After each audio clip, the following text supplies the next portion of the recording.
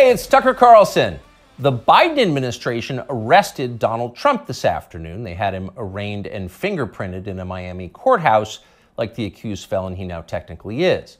These were the first steps in a process that is designed to put Donald Trump behind bars for the rest of his life. Cable news carried every moment of it live. It's unprecedented, they told us, with what looked like shock. But they weren't shocked. They knew this was coming. Everyone who's paid attention knew it was. What just happened was always going to happen. It's been inevitable since February 16th, 2016.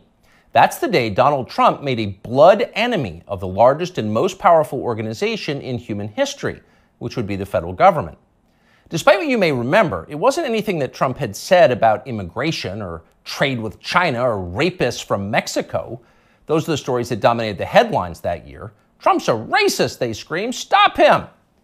But inside Washington, that was just noise. None of it really rated. Identity politics doesn't mean much to permanent Washington. What matters, then and now, is foreign policy. The invasions and occupations and proxy wars. The decisions that determine which global populations will thrive and which will die. The policies that come with trillion-dollar price tags. The ones that, over time, have made the counties around D.C. the richest suburbs in the world. In Washington, that's what actually matters. And it's obvious when you look carefully. When there's a debate about anything else, for example, the debt ceiling, both sides take their assigned positions and they start yelling. But when Congress decides to start a war, no matter how foolish or counterproductive or obviously disconnected from America's core interests that war may be, when that happens, the leaders of both parties automatically jump behind it like circus clowns. And then they stay there, sometimes for decades. They defend that war relentlessly against all evidence until somebody finally rings the all-clear bell and they can begin to admit that actually, maybe it wasn't such a great idea. We meant well, but it just didn't work out. The good news is we've learned a lot of important lessons. In the end, they usually do say something like that, but only after emotions have cooled and the damning details have begun to fade from collective memory. It's an apology that's not actually an apology, much less repentance, and it's years too late to matter in any case. But until then, that's all you're getting. Until then, no dissent is allowed. That's the first rule of Washington. But somehow, Trump didn't bother to follow it. He is from out of town, so maybe he didn't know it was a rule, or maybe he just didn't care. Either way, 7.5 years later, we can point to the precise moment that permanent Washington decided to send Donald Trump to prison. Here it is. It's from the Republican candidates debate in Greenville, South Carolina.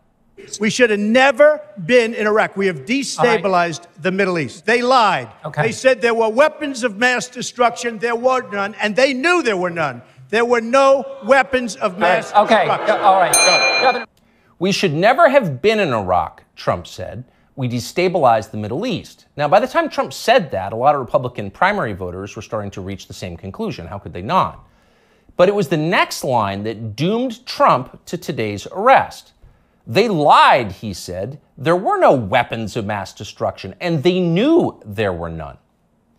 Now, when he said that, a few in the crowd booed. Most just sat there in silence, stunned. Can he say that? Well, he said it anyway. And by saying that, he sealed his fate. That was the one thing you were not allowed to say, because it implicated too many people on both sides, which on this topic is really just one side. Hillary Clinton was guilty of it, but so was Paul Ryan. All of them were guilty. They all knew, they all lied. And to a person, they hated Donald Trump for exposing them. After that, it was pretty clear that even if he did get elected president, Trump was going to have a very hard time controlling the federal government he was supposed to be in charge of. Most of permanent Washington decided that thwarting Trump was the single most important mission in their lives. Everything depended on it. Many of them said so publicly. But others didn't say so publicly. In fact, the stealthier ones took another path. They ran toward Trump, not away from him. They sucked up to him. They ingratiated themselves with the man they intuitively understood was susceptible to flattery, which Trump is. And they did this in order to subvert his new administration from the inside. There were a number of these, and you could spot them immediately. They were flatterers. Invariably, the ones who flattered Trump the most hated him the most and disagreed the most strongly with his views. You saw them in the hallways of the White House and at press conferences. They were there slobbering over their boss with elaborate self-abasement, as if they were addressing a monarch or a god. It was a scene from the Ottoman court. It was filthy and decadent, and it was false. Mike Pence, Nikki Haley, Mike Pompeo, Lindsey Graham in the Congress, they all called Trump a visionary genius up until the moment he lost power. And then they unsheathed their real agenda, as always the neocon war agenda, and they piled on with maximum force. Here's Mike Pompeo, for example, on Fox News this morning. President Trump had classified documents where he shouldn't have had them, and then when given the opportunity to return them, he chose not to do that for whatever reason. When somebody identifies that, you got to turn them in. And so that's inconsistent with protecting America's soldiers, sailors, airmen, and Marines. And if the allegations are true, some of these were pretty serious, important documents. And so that's wrong. May future historians hoping to unlock the mysteries of late Empire Washington study that clip, because it will reveal everything. That very same Mike Pompeo, the one who's sneering at Donald Trump on TV this morning, that guy served Donald Trump as both CIA director and as Secretary of State. Those are the two most powerful jobs in the federal government. And as he worked in those jobs, Pompeo promised, in fact, he swore, to support the president's agenda. Why? Because that's the way a democracy works. You vote for a candidate in the belief that his appointees will carry out the policies that you voted for. It's not about the president, it's about you, the voter. But Pompeo didn't do that. He didn't even try to do that. In fact, he undermined Trump's often stated commitment to peace and non-intervention abroad at every turn. His every waking hour was devoted to fomenting war in some faraway foreign country or other. Iran, Syria, Russia, North Korea, the list goes on. But rather than telling Trump that he disagreed with his ideas, as a man would, Pompeo toadied up to Trump, a man he despised, in the oiliest, most over-the-top way imaginable. Ask anyone who worked in that White House at the time. Who is the appointee most likely to tell Donald Trump on a daily basis that he was handsome, virile, sleek, and powerful? Mike Pompeo. That will be the consensus answer. Those of us who saw firsthand Pompeo's relentless kowtowing will never forget it. It was indelibly repulsive. No one with self-respect could do something like that. But Mike Pompeo did it effortlessly, with relish and verve.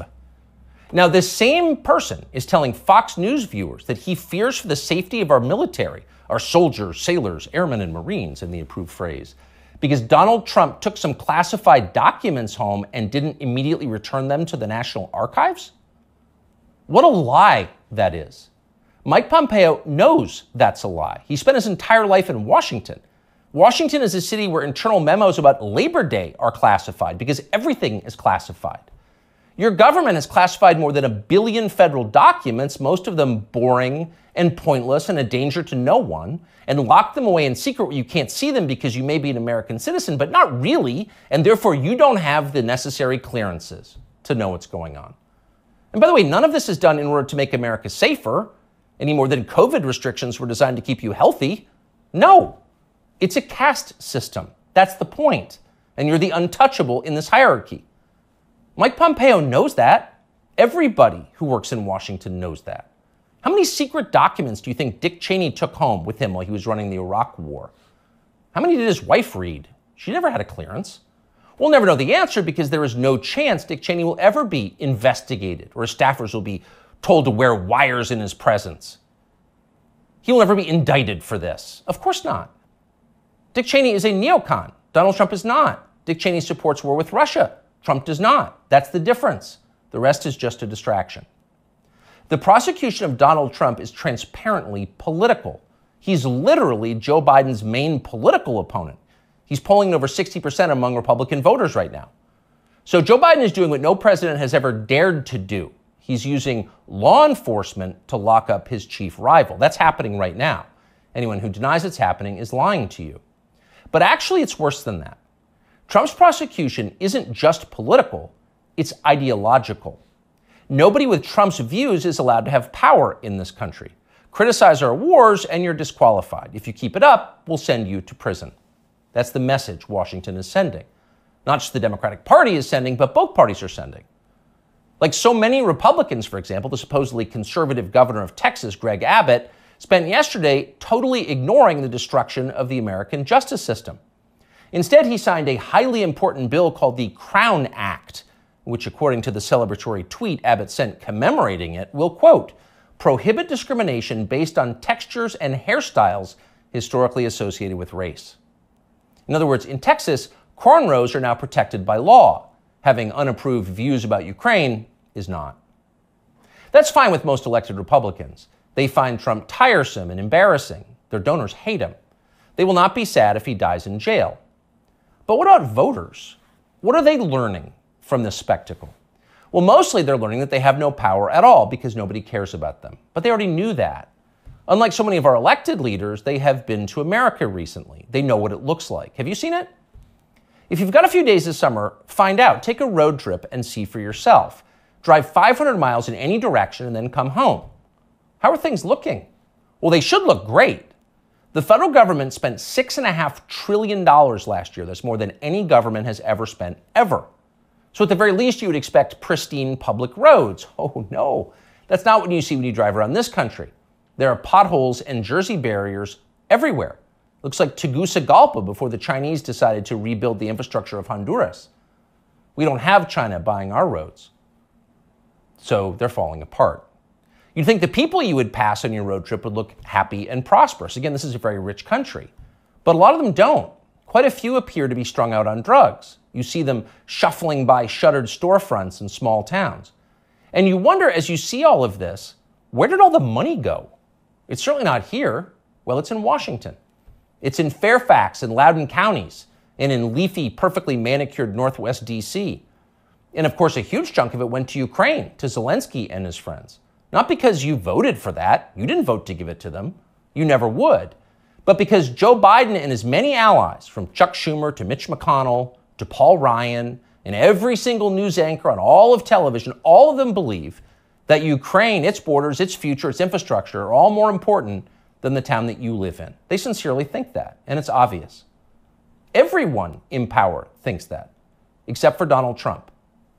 Whatever else you say about him, Trump is the one guy with an actual shot at becoming president who dissents from Washington's long-standing pointless war agenda.